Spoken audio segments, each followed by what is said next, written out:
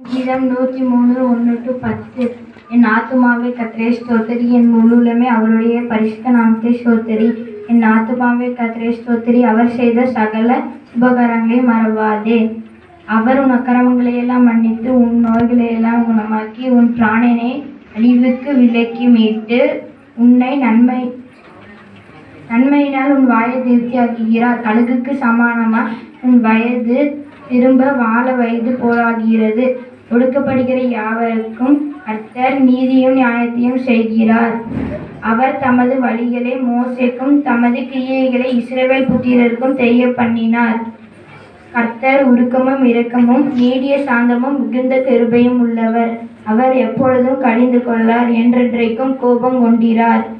அவர் நம்முடைய பாவங்களுக்கு தக்கதாக நமக்கு செய்யாமலும் நம்முடைய அக்கிரமங்களுக்கு தக்கதாக நமக்கு சரி கட்டாமலும் இருக்கிறார். தேங்க்யூ.